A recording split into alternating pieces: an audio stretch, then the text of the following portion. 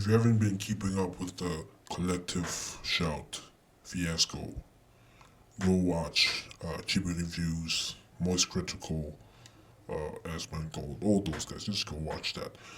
I'm just gonna say this. Karens ruin everything. Karens ruin everything. This is not the first time this happened, okay? It's been happening for decades. Karens are pro-censorship. They've been pro-censorship since rock and roll started. Okay, when rock and roll came out, they wanted to censor that shit. When the parental advisory thing, it originated from Karens. If you're from the 80s, the mid 80s, you know about the parents' music resource, whatever. You know, if you know, you know. If you're from the 80s, I'm not from the 80s, but I've done research. Then they attacked video games, right?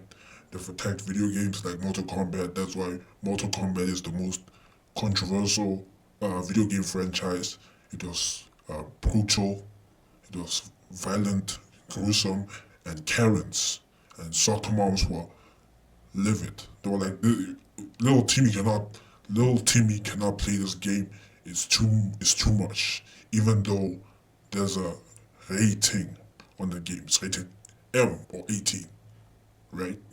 Then they blamed Call of Duty and GTA for school shootings, which only happens. School shootings mostly happen in America.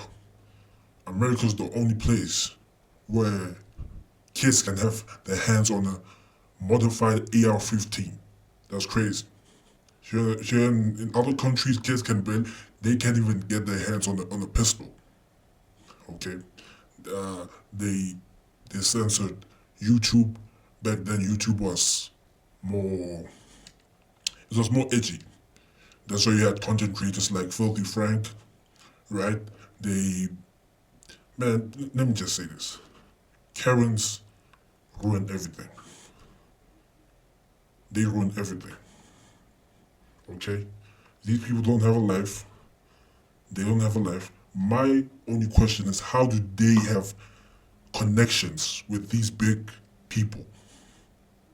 How do they have connections with these big people? They always have connections. How do they have connections with these big people, these politicians?